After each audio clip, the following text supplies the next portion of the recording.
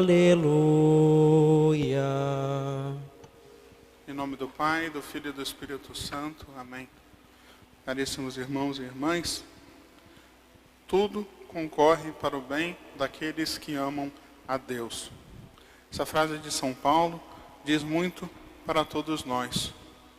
Deus, muitas vezes, permite que o mal aconteça. Deus nunca quer o mal, Deus nunca quer o pecado, mas Deus permite que o mal e que mesmo o pecado aconteçam, porque da sua infinita sabedoria, Ele vai tirar um bem maior.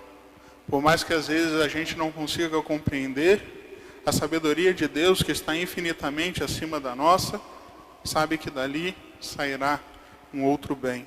Por isso que São Paulo diz, tudo concorre para o bem dos que amam a Deus.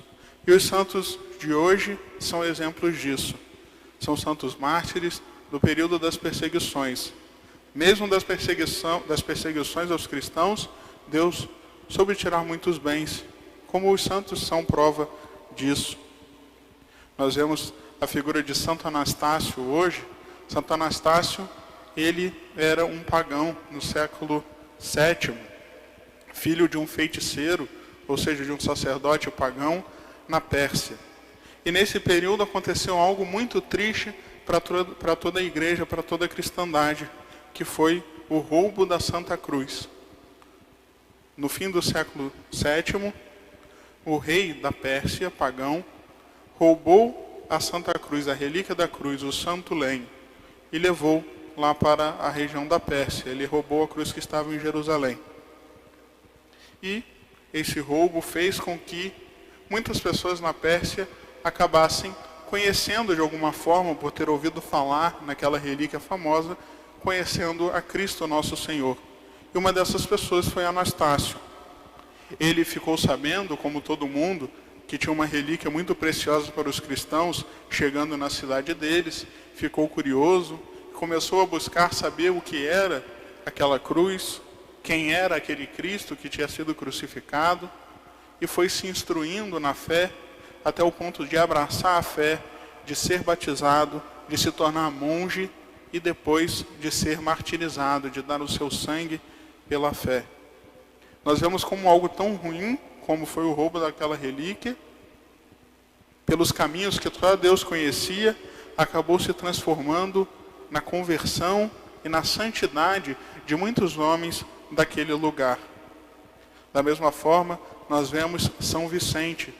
São Vicente era um diácono que, por causa de suas pregações, fez com que isso fosse percebido pelos pagãos. Ele chamava a atenção dos pagãos, e os pagãos o perseguiram, a ele e a seu bispo, e mataram os dois, transformaram eles em mártir. É diferente um pouco a história de São Vicente para a história de Santo Anastácio. Na história de Santo Anastácio, nós vemos uma coisa ruim, como que foi o roubo da relíquia, que gera uma consequência boa já aqui na terra, que é a conversão dele, e que gera depois uma outra consequência ainda mais especial, que é a sua salvação no céu. No caso de São Vicente, parece que na vida dele só aconteceram derrotas.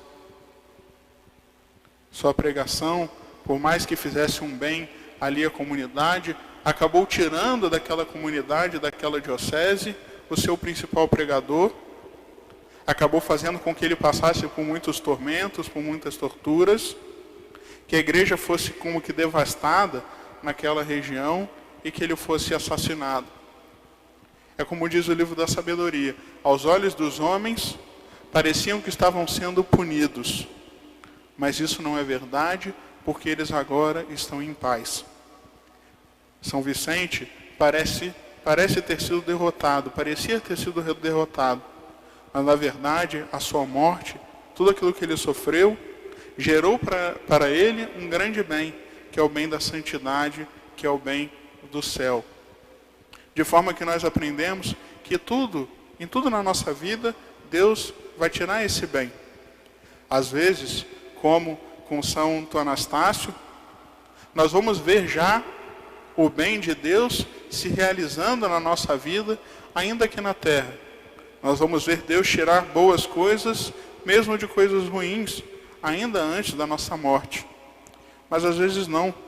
Às vezes, como São Vicente, nós só vamos entender os caminhos de Deus depois que nós partirmos lá no céu.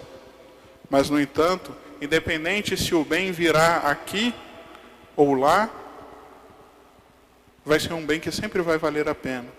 Sempre vale a pena sofrer por Cristo. E sempre vale a pena ter fé de que Deus está no comando da história. Às vezes, e principalmente nesse período de tantas coisas ruins, de tantas infelicidades, de tantas tristezas, nós podemos cair na tentação de esquecer que Deus toma conta da história. Às vezes parece que Deus está dormindo, mas é só uma impressão. Deus está no controle de tudo. E se nós não vemos ainda Deus tirar o bem de tantas coisas ruins que nós acompanhamos todos os dias, nós podemos ter certeza que ou ainda veremos nessa terra bons frutos de tudo isso, ou ao menos no céu nós reconheceremos a sabedoria de Deus. Portanto, nunca percamos a esperança de ver os frutos de Deus sendo colhidos. Nunca percamos a confiança na bondade do nosso Deus. Em nome do Pai, do Filho e do Espírito Santo. Amém.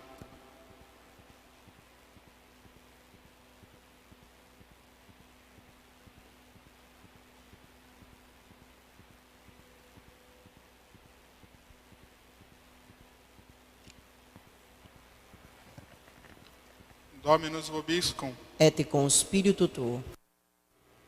Oremos.